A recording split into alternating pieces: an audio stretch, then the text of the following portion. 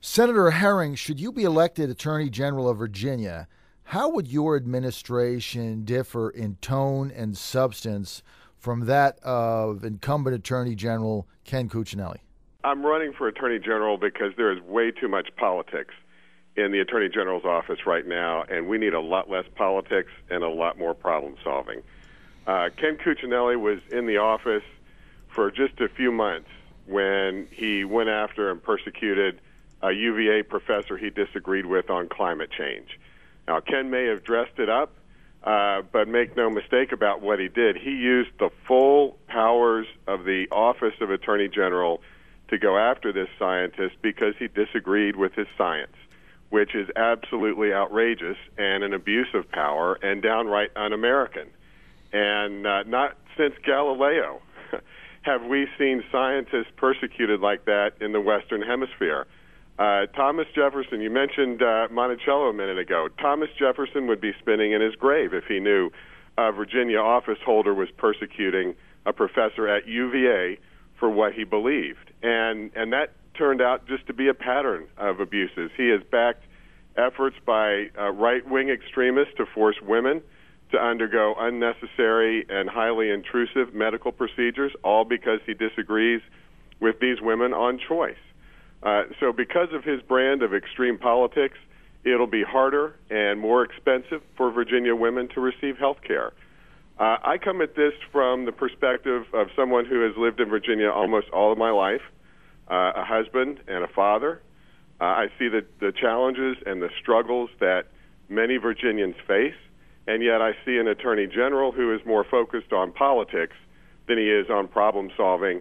That's the wrong approach for Virginia's families. And I want to do things like making voting easier, not harder. I want to make sure that the law is working for Virginia families and that we are protecting the rights of people to make their own personal choices about health care and contraception. I want to make sure we're doing what we can to help keep Virginia safe and continue working to make sure we're giving law enforcement the tools they need, like updating the laws on designer drugs, and that we're doing everything we can to protect women from domestic violence and abuse. And those are kind of the big picture differences. Senator, would it be fair to say, though, that Attorney General Cuccinelli has been very, very effective in being able to sue different entities that defrauded the state and has got back, countless millions of dollars? Well, he has sued countless entities, but most of them have not been successful. If you look at some of the high-profile litigation that he brought against not just against UVA, which was very costly to taxpayers and it was costly to the university, but he sued over the health care bill. That was thrown out at the Fourth Circuit level and was not even taken up by the Supreme Court. He has filed suit against the EPA and lost. So these are very expensive for taxpayers, and I would redirect those resources in ways that help all Virginians. Now, the overall government spending in the state of Virginia has gone up dramatically in the last, basically, if you go back to a 6-year period. How do you feel about that? Do you think that spending in the state is out of control? Do you think it should be reined in? Well, actually, if you look at the numbers, I don't think that's really the case. Last year, when I took a look at the time that I had been in office, the general fund budget was actually lower than it was when I had taken office. Now, a lot of that is due to the economy and the slowdown, but that's what we do in Virginia. We have to balance our budgets every year and live within our means, and that's what we've done in Virginia. Senator Herring, as it goes to your record in the state Senate, you have a very keen transportation history that includes construction of projects here in Northern Virginia, widening of Route 50, very important, completion of a number of projects. I would ask, for those who don't know, how you voted on Governor McDonald's transportation funding and how you might have changed up some of the aspects personally there if you had been the one to introduce it. Sure. Well, I did support the transportation bill that passed the General Assembly. I did that because, for a number of reasons. The economic impact, the quality of life, and the economic impacts here were too great to just kick around like a political football. And let me share with you a couple of examples. And by the way, over the last few years, we had been consistently rated the top state in America for business, and we were beginning to slip in those ratings. And the folks who were looking at the different states and their business climates cited specifically the inability of Virginia to address the transportation funding crisis that we were facing. So let me just share with you a couple of examples that I saw right here in the district that I represent in Loudoun and Western Fairfax. There's a world-class research institute, and they had been recruiting someone who they thought would be perfect for their organization and team. This person was highly sought after by a lot of different places all over the country, probably all over the world. And they had finally been able to persuade her to come and join. And on her first day at work, the first day, she was driving to work and was stuck in one of those interminable traffic congestion commutes that we face in Northern Virginia. Yep. And it got so bad that before she even got there, she called up from her car and said, you know what, if this is what things are like in Northern Virginia, I don't want to be here. I'm rescinding my letter of intent, and I'm going somewhere else. And they lost her. Wow. There are other companies like, regional office supply companies that have to make deliveries that it was getting harder and harder to make those deliveries, and that impacts productivity. When service calls have to be made, the number of service calls you can make, a company can make, then begins to drop from 8 to 6 in a day, and that impacts our productivity as a region, and it impacts our ability to grow the economy. It impacts our ability to attract companies to the region. So, that was a big part of it, and I felt like we really could not have another year of inaction. Another thing, though, is the quality of life, and you're moving up from Chesapeake. You know what things are like in Hampton Roads. You'll experience what they're like in Northern Virginia, and it takes time away from our families. The longer that we sit in traffic, that's the less time we have, to be with our families and do other things and get to soccer games and those types of things.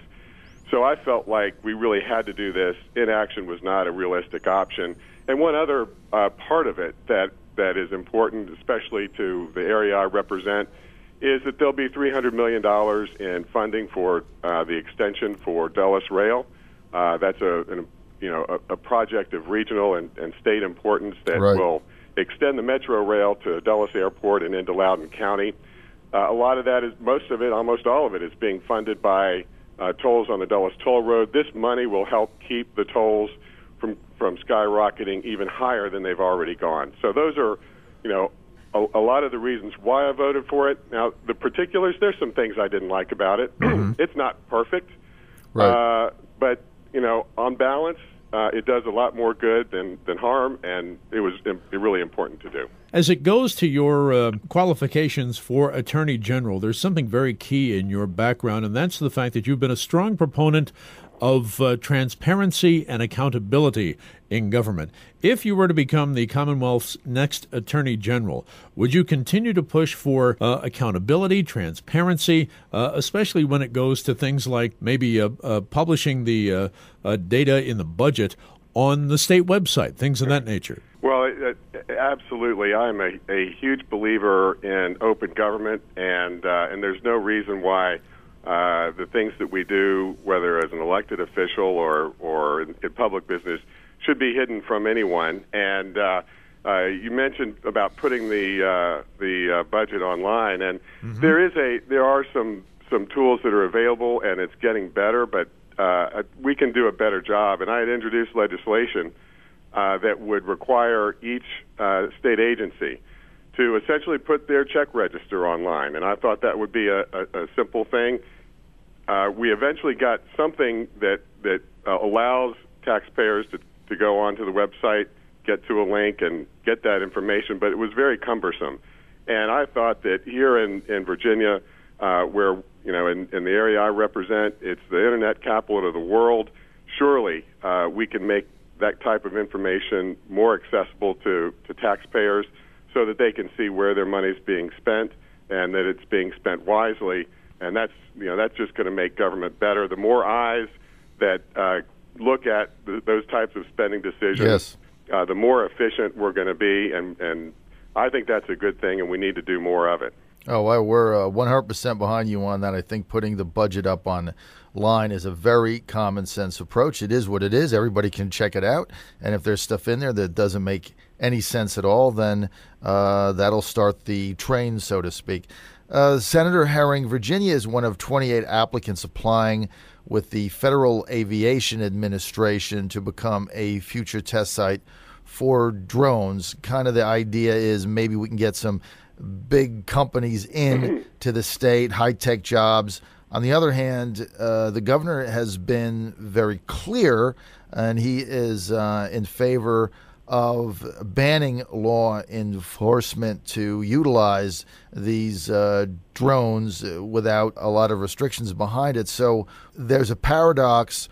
Where do you personally stand on getting drones in Virginia? Well, I certainly think that we have to be careful about how law enforcement uses drones, and I'm concerned about this idea that we completely lose our sense of freedom and privacy due to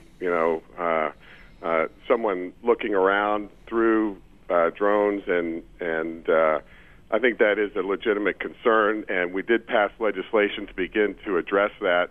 There are also probably important times when the unmanned vehicles can probably, in a particular law enforcement action where it could be a building that might be on fire, so first responders need to be able to go in quickly, and there may be some instances when that can happen. There may be other instances in a specific law enforcement action that something is occurring that can save lives. If there's an incident where a criminal is actually somewhere in a building and holed up, I think those types of examples might be an appropriate use of unmanned vehicles. But we've got to be real careful about how and when law enforcement goes about employing those types of tactics.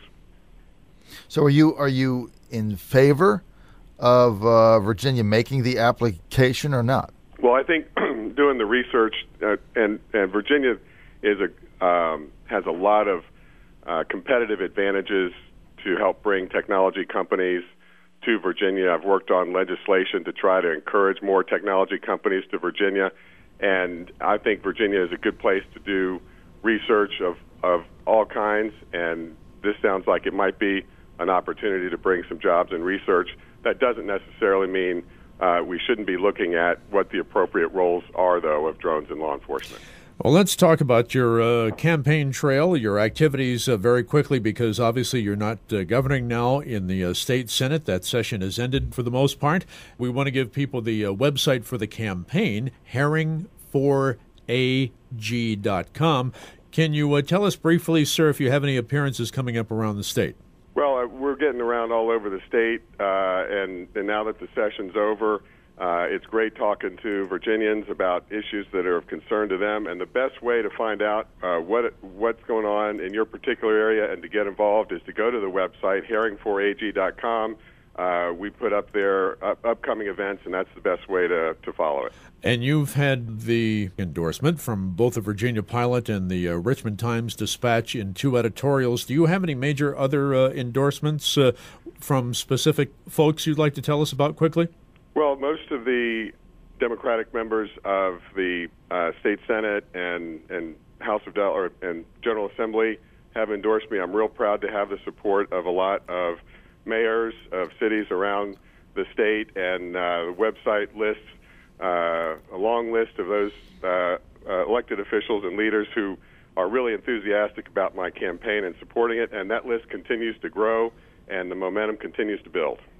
Senator, what would you say to Republicans like me that are going to participate in the June 11th Democratic primary? What would you say to me why I should vote for you in that primary? As I had mentioned earlier, there's way too much politics going on in the Office of Attorney General, and we need a lot less politics and a lot more problem solving. That's been my approach to the jobs I've had, whether it's been as a state senator or as a county supervisor, and that's the approach I'm going to have as Attorney General. And what I do is I look around at the community, I see what the needs are, I see what the problems are, and I go out and I try to fix them and make people's lives better, and that's why you should go out and vote for me. All right, so you're not offering like Ralph Northam to pick John up and take him to the poll that day. Well, if it were up to me, I think the better situation would be for both Republicans and Democrats to have a primary, and that would be the best approach. We are with you on that. Herring4AG.com, State Senator Mark Herring from the 33rd District, Democratic candidate for the nomination for Attorney General. We can't thank you enough for the time, and let's keep in touch as you continue on the campaign trail. All right, thanks very much. Look forward to coming back. Thanks, Mark. Thank you.